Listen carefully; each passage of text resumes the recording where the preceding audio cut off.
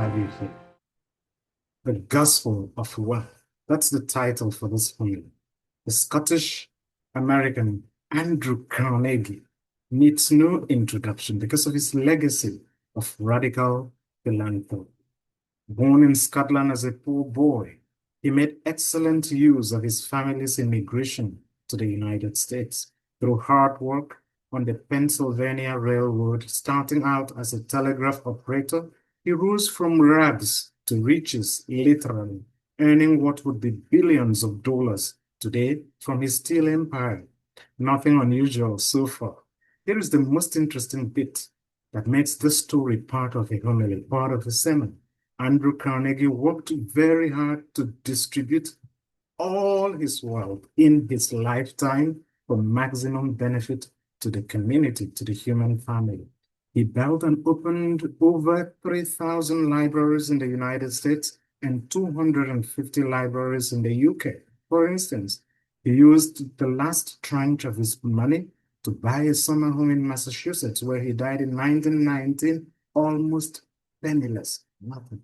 In his famous essay of June 1889, titled The Gospel of Wealth, Carnegie preached that ostentatious living was wrong and that surplus wealth should be distributed in one's lifetime.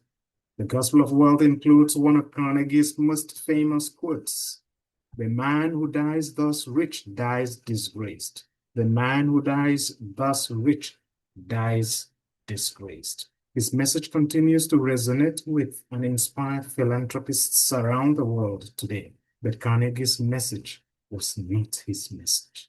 In the concluding paragraph of his essay, Andrew Carnegie wrote, and I quote, "The gospel of wealth but echoes Christ's words," unquote. Wow.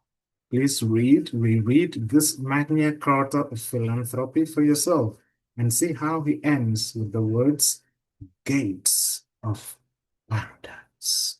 Let us then get to the words of Christ in today's gospel reading, where our Lord tells us the parable of the rich fool. Andrew Carnegie was rich and wise. Loud and clear, someone in the crowd said, "Teacher, tell my brother to share the inheritance with me." Obviously, there was a quarrel over surplus wealth left behind by a rich person to her children or his children. Loud and clear, our Lord responded to him and to the crowd, "Take care to guard against all greed, for though one may be rich, one's life does not consist of possessions." A very memorable statement. Luke chapter 12, verse 15. And the parable we listened to was to illustrate this point. It is as though St. Francis of Assisi, St. Vincent de Paul, St. Elizabeth Ann Seton, St. Katherine Drexel, and countless other saints who turned their wealth to the service of the poor were in that crowd. It is as though Andrew Carnegie was also in that crowd. Here is the thing. What is certain is that you and I are now in that crowd, hearing this parable anew, and also with wonderful examples to inspire us. St. Paul echoes the words of Christ in today's second reading. "If you were raised with Christ, seek what is above. Put to death then the parts of you that are earthly, immorality, impurity, passion, evil desire, and the greed that is idolatry." There is a reason impurity, greed, and idolatry are in the same sentence. It is the same reason that chastity, according to one's state in life, generosity, and devotion to God are often in the same person.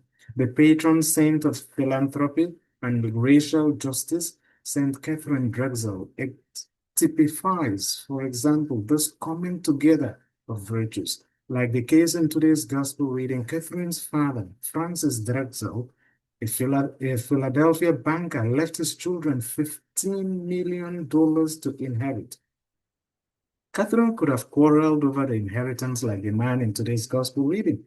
Rather, Katherine rejected marriage proposals, several, became a nun, and used the money to help the poor. Even newspaper headlines at the time screamed, "Miss Drexel enters a Catholic convent, gives up $7 million. During her lifetime, with those millions, She opened and directly supported 62 schools and over 100 missions in the United States for Native Americans and African Americans.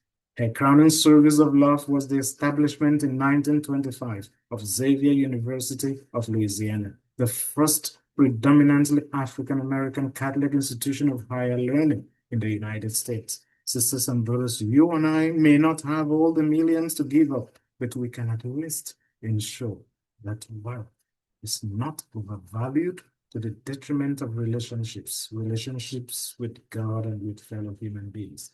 Today's first reading is a strong warning against ascribing more value to a thing than it actually has. As the introduction to the book of Ecclesiastes, it wakes you and I up by declaring, vanity of vanities, all things are vanity. The conclusion of this biblical book makes the interpretation easy. Ecclesiastes chapter 12, verse 14 says, the end of the matter, all has been heard. Fear God and keep his commandments. But this is the whole duty of man. For God will bring every deed into judgment and every secret thing, whether good or evil. Loving God and serving God in our neighbor are among the reasons you and I were created. Doing this, sisters and brothers, as you are aware because you've been doing it, and thank you for it. Doing this brings meaning, gives joy and fulfillment beginning in this life. God bless.